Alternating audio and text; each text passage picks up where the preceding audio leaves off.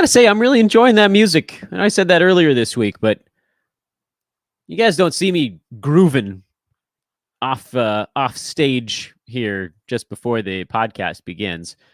Welcome to Old Man Squad Fantasy Basketball. I'm Dan Vespris. It is Thursday.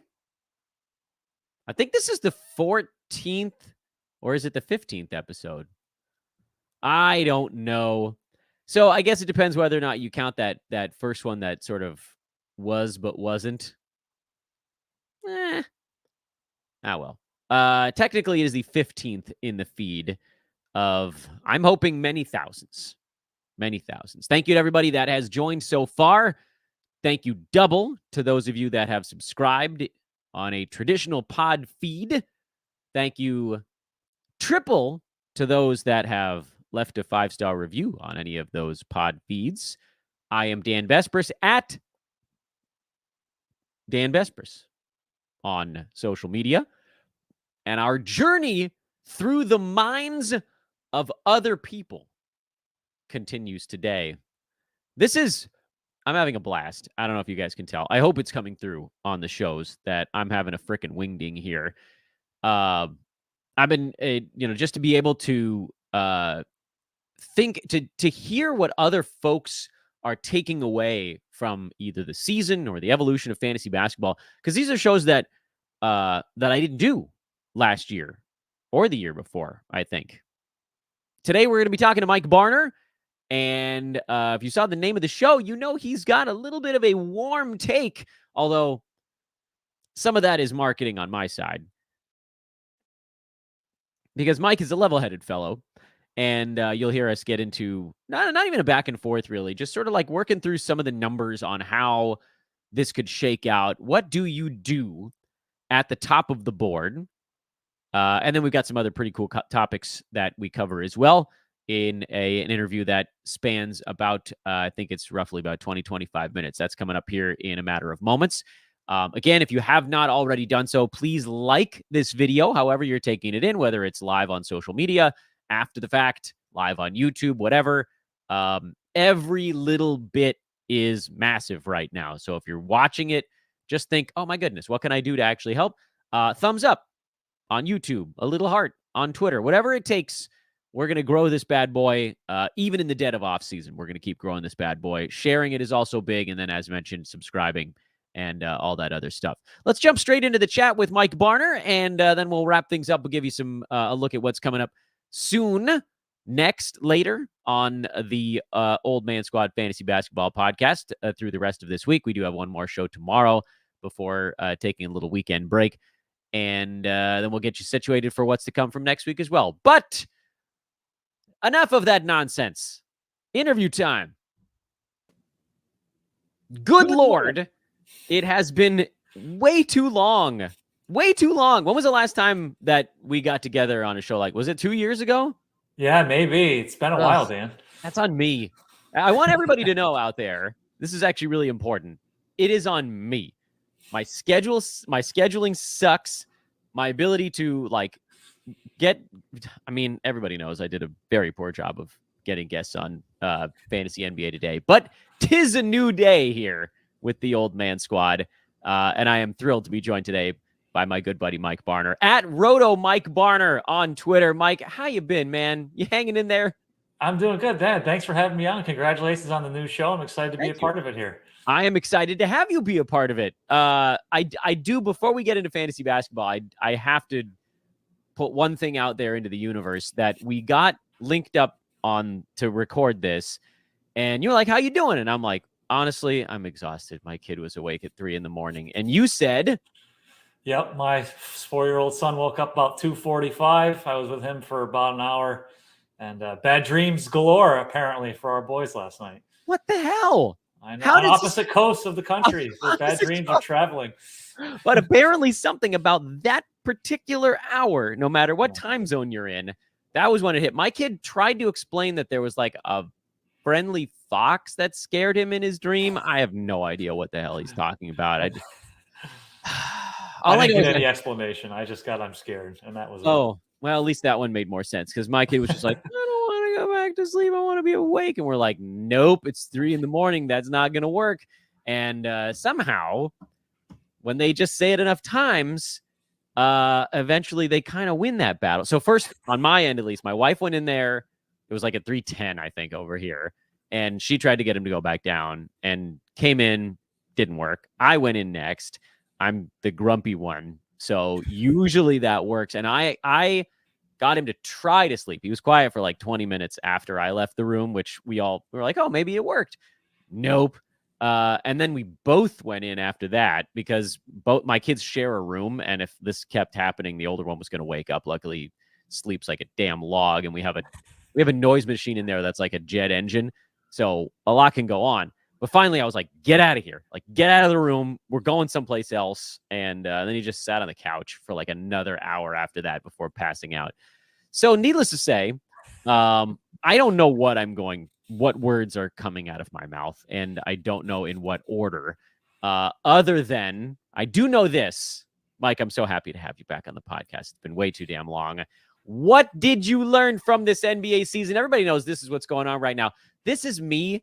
First of all, like, this is such a double whammy of awesomeness for me. Number one, I get to talk to other adult humans on the podcast again these days. And number two, you guys are effectively doing my work for me, which is great for me. So now I'll actually say, what do you got for me, bud? What was a takeaway from this year? Yeah, if you had told me that after this season, I would consider picking someone else other than Nikola Jokic as the first overall pick, I would have told you that either you're crazy or he blew out both ACLs and was going to be missing 2 seasons. Don't even say those things out loud. Yes.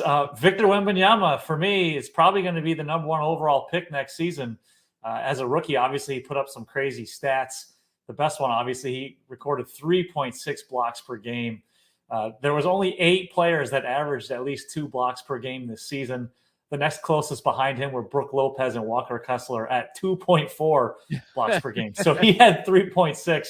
Talk about blowing that away. Another one of my favorite stats.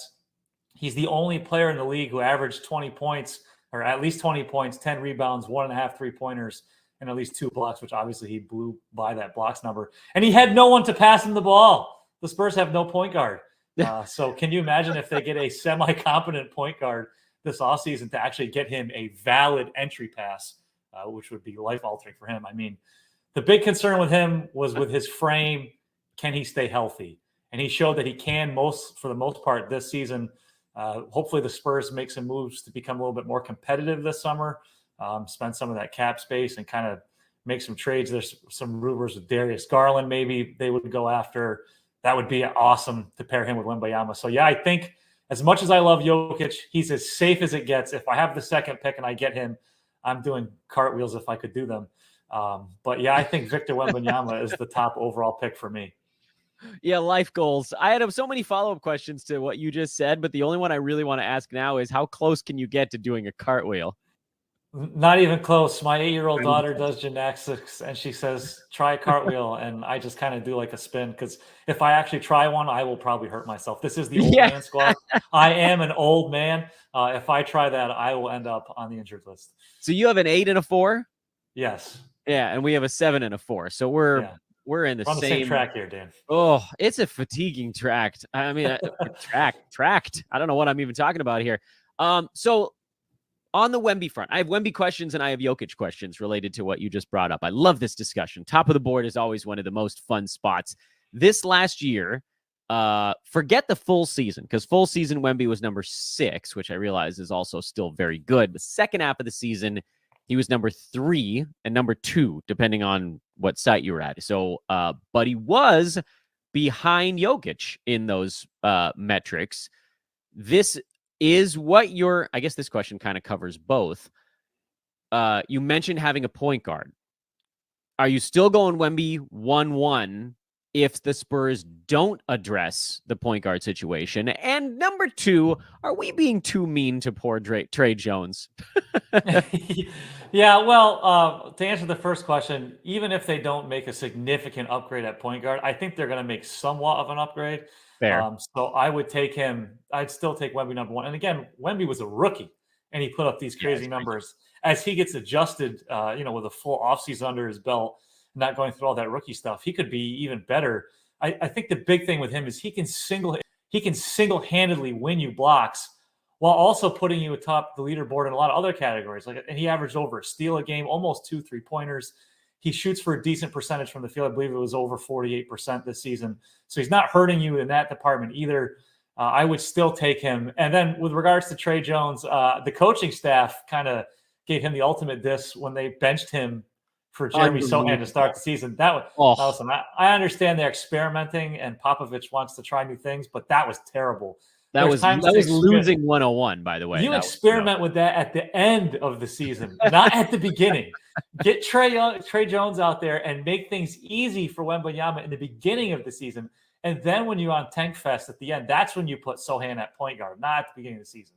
Yeah, it was crazy. They were a much more competent team when Tre Jones was the point guard.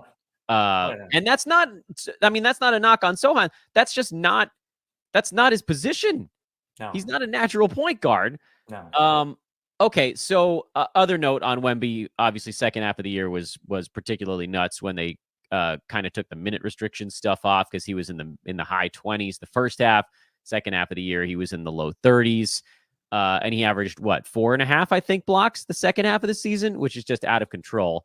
Do you think he's going to become outlawed in fantasy basketball in like the next 3 years? Is this going to be like the Michael Jordan effect where you just you take him off the board so that no one getting first pick runs away with their league? Is that a possibility? It's wild. When Jokic first ascended to what he is now, I had him. I had the first pick, took him in a couple leagues, and it's like you automatically win.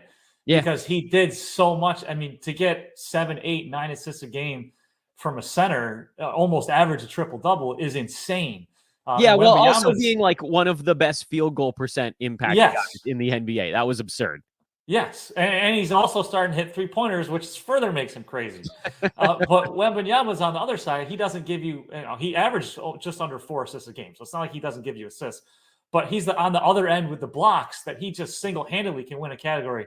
That's the thing. If you get the number 1 overall pick and you take Wembanyama, you can almost ignore blocks for the rest of your draft and just take whoever you want with regards to filling the rest of your positions, because you'll get a few blocks just, normally from other players, but you don't have to target anybody for blocks. Like I said, there was only 8 guys in the whole league that averaged 2 blocks a game, and he averaged 3.6. That's crazy. Yes. Eventually, I don't know. In points leagues, obviously, you can kind of skew things a little bit, but in categories leagues, it's almost as if you get him and he's healthy, you almost can't lose. Is there still an argument to be made to go Jokic at 1? His durability has been so amazing throughout his NBA career. To play as many games as he did this season during the regular year, even coming off of a championship run, by totals, he was still the number 1 player this year. Is it now kind of considered boring to go Jokic at 1? Because I still think I might do it. Yeah, so the durability which you referenced, that's the argument. With Wembanyama, he stayed healthy, but I think every season it's going to be, can he stay healthy? Just because of the frame that he has. And there's guys falling at his feet all the time. And you watch, it's crazy how many guys are coming down around his knees and his feet because he's so tall. If you want the safer route, I can't believe we're calling Jokic boring. But Jokic would be the one. Listen, you can lock yourself into 69 to 73, 74 games of a triple-double potential every time he walks out on the floor, average between 20, 25 points, high percentages all the way around. I'm never going to say, why would you take Jokic first, even if it's over Wembanyama? He's as safe as it gets. Yeah, it's crazy, too, to think that, next year could almost be like a little bit of a post-hype year for Jokic. It's such a very weird and probably misused term in this case.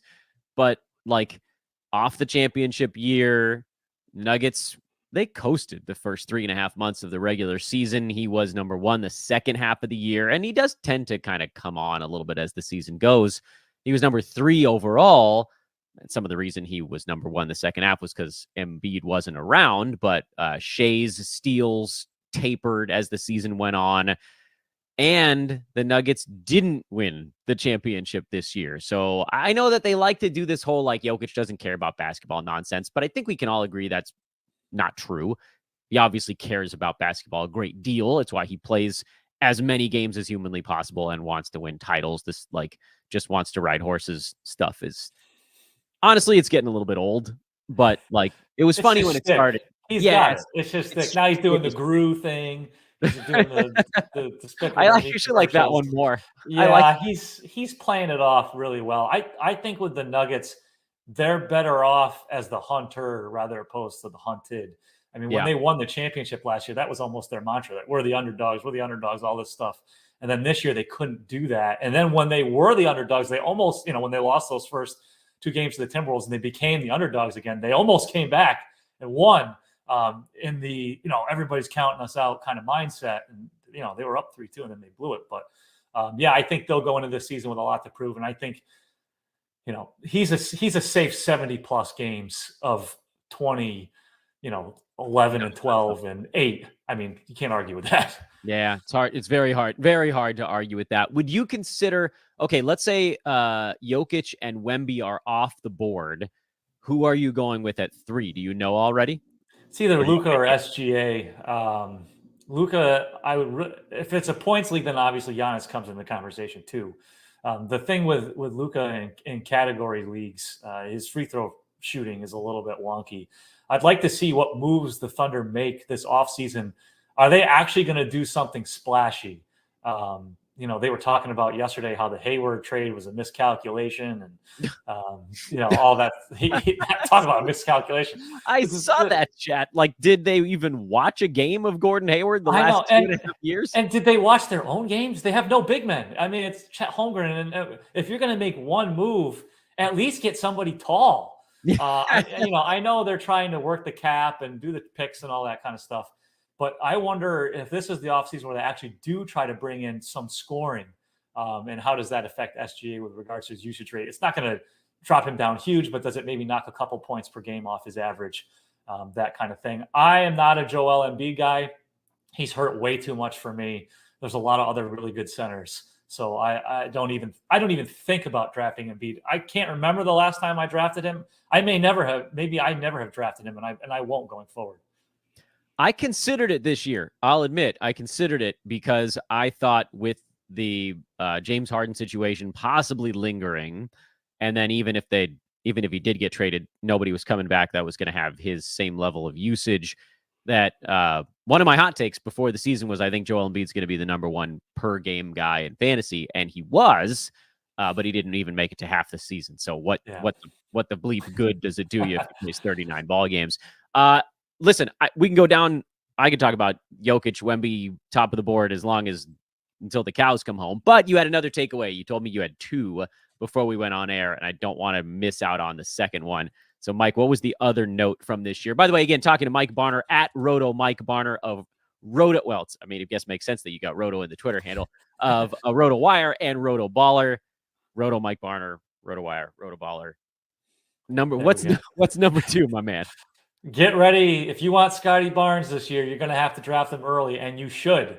After Pascal Siakam was traded last season, Barnes averaged 19.7 points, 7.7 rebounds, 7.2 assists, 1.1 steals, and 1.6 blocks across 19 games before he got hurt in a game against the Warriors. He shot over 46% from the field during that span, over 84% from the free throw line.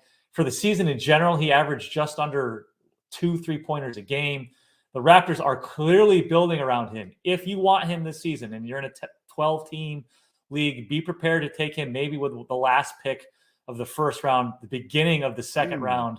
I think he could average 28 and 7 with 1.6, 1.7 threes, 1.5 blocks, around 1.5 steals, while also shooting good percentages. I love Scotty Barnes this season. If you get one of the last picks in your draft, don't be discouraged. Look for Scotty Barnes. Do you have any fear of end of season shenanigans?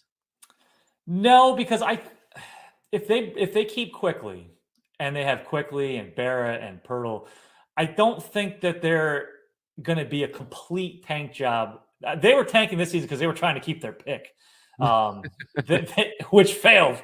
So that just goes to show you that tanking doesn't always work out. Now, it worked out for the Mavericks 2 seasons ago. They tanked to hold on to that pick, so I believe it didn't convey to the Knicks. They got Lively, and we've seen how that worked out for them. The Raptors also tried that. It did not work. It fell outside, I believe it was the top 7, and now it's conveying to the Spurs. So there's the potential because they're not going to be one of the top teams in the East. But I think Barnes is going to be so good for so much of the season that I'm definitely comfortable taking. If I can get him with the first or second pick in the second round, that's ideal. Maybe first 3 picks there in the second round. But I'm not afraid if he's your guy and you're, in a 12-team league and you've got the 10th pick and you're not liking it, maybe you don't want to take Joel Embiid because he's hurt all the time or guys like that. I like Scotty Barnes a lot. Category leagues, he's going to be a difference maker this season with how much he can contribute across the board.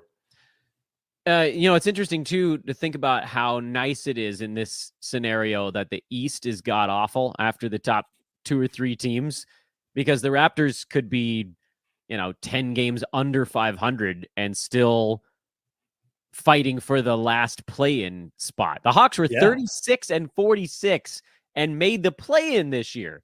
That's unacceptably bad, but it's also very good if you have fantasy players on teams that you're hoping don't go into a full tank mode.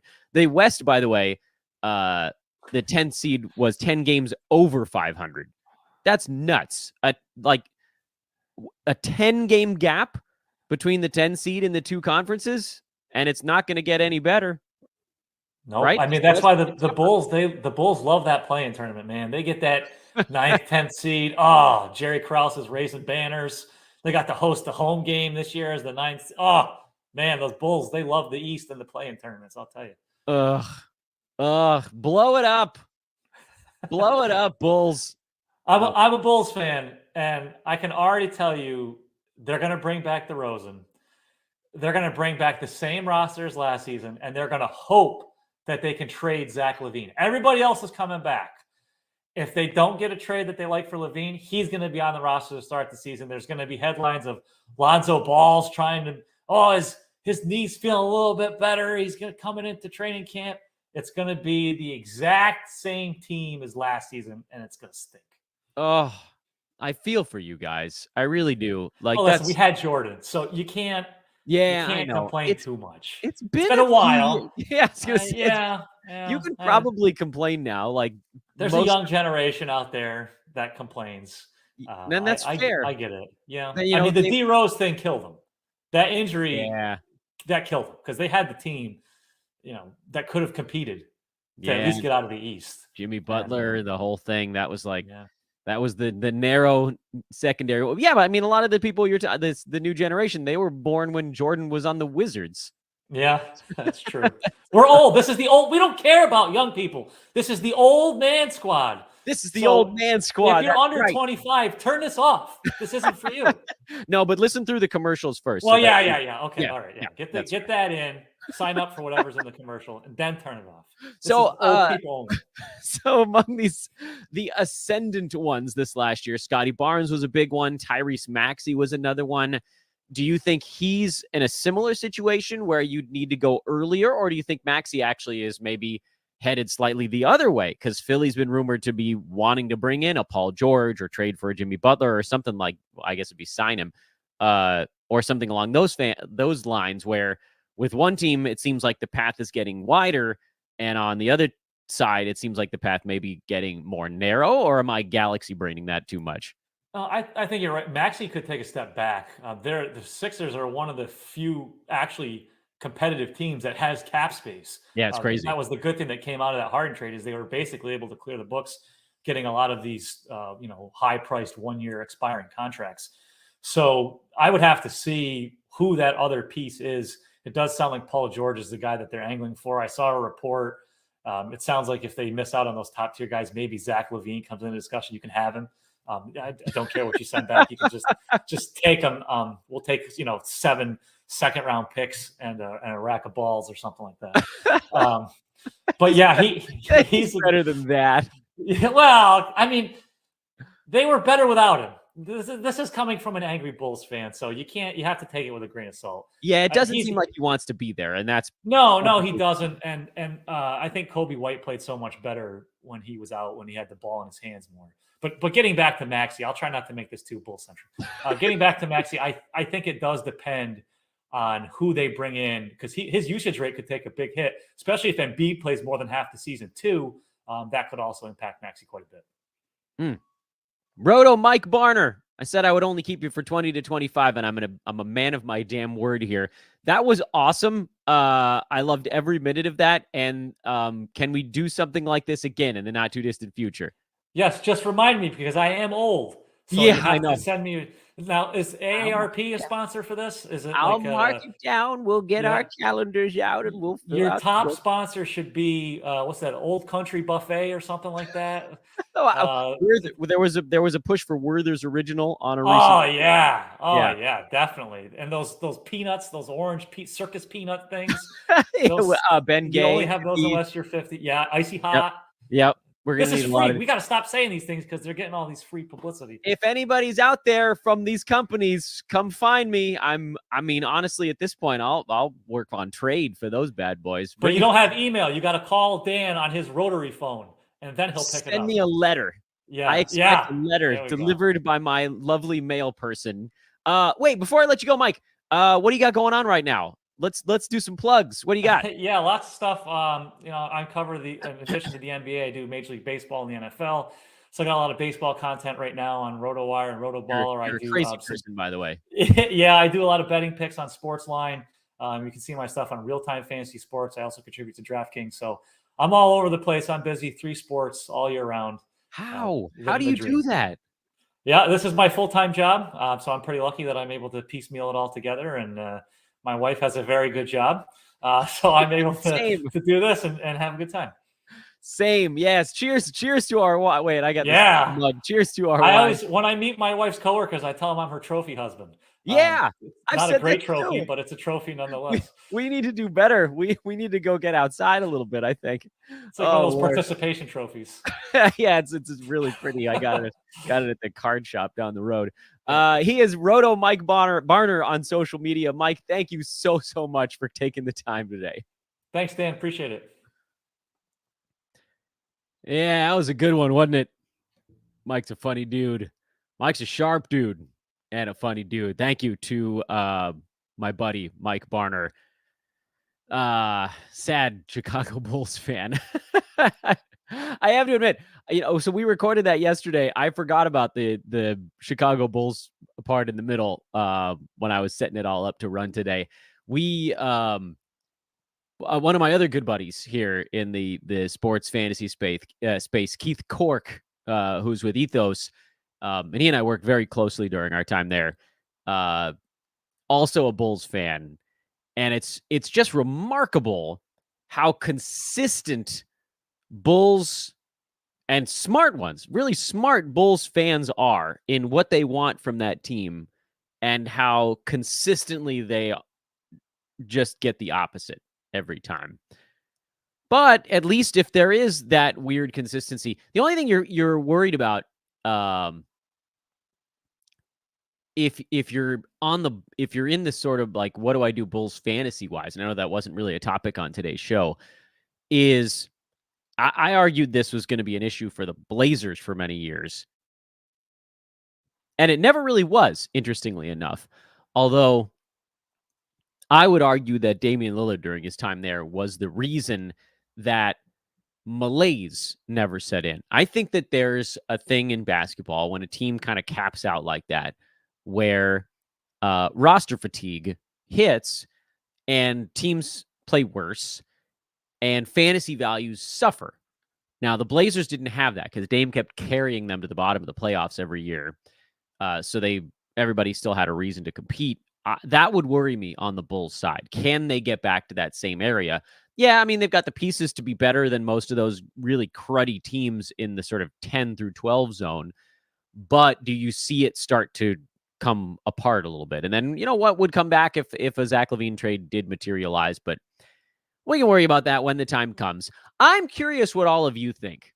as I once again remind you all to please like, rate, subscribe. This is colossally important. If you're watching Twitter, YouTube, whatever, please hit that like button. If you're listening after the fact, please subscribe. Subscribe on YouTube, subscribe on iTunes, Spotify, whatever. And whatever you can do to share this out. Let your family know. Tell someone in your household. Even if they don't play fantasy sports, like make them listen to one episode so they can review it on Spotify or iTunes. I think Apple Music. I think Apple Podcasts. That's what that's called. Apple Podcasts. I think they'll let you review it even if you don't listen to a full episode first. Whatever helps. We gotta punch the numbers these days. It's hard to do stuff in May, but this is what I get for doing a segue on some sort of nonsense. I lose my train of thought and then it never comes back to me. Let's just put a pin in it from that point on. I think I was going to talk a little bit about the top of the board, but I think Mike did a really good job of arguing both sides on this one. Personally, and I didn't have a chance to say this in the show. I guess I intimated it. I probably still go Jokic. You guys know I'm more of a roto guy, so that may be part of it. Although Jokic, Wemby, these guys are both very, very good at a number of categories. But there's something about Jokic for me. You know, you get the big positives in points is more of a medium positive, I guess, but huge positive in rebounds, amazing, massive positive in assists, especially for a center. Pretty good positive in steals, mind you. Big positive in field goal percent, and then small positive in free throw percent, in blocks. Threes are no longer like a notable negative. With Jokic, you get so many good things across the board. And then with Wemby, you're going to get colossal blocks and probably very good rebounds. But it's still not entirely clear. The points will be fine, I would assume, that threes will be average. Steals will probably be a positive as well. We don't really know what's going to go on with the percentages. We know turnovers are going to be rough. And this is not me trying to take anything away from Wemby. I just, on the roto side, where you can have this opportunity to get somebody who's so good at 5-6 different categories and decent at 2 more, that's so hard to pass up, especially from a dude who does not leave the floor when he plays basketball. So you eliminate the possibility, really, of the turned ankle. Guys don't typically turn ankles when they're running.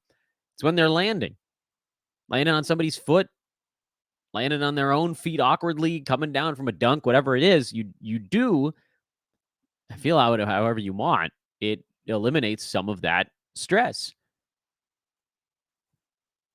Not forget that Shai Gilgeous-Alexander also had a really damn good year this season. But I do think that next year is going to come down to Jokic and Wemby. Which one of those guys is going 1 and which one of those guys is going number 2. And I think it may depend a little bit on format. But for me, I think I still lean Jokic. And I feel okay with the fact that I might get that wrong and he might end up as number 3 and Wemby might end up as number 1 because, 4.5 blocks a game, if he sustains that and improves in other categories, he probably is the number 1 guy.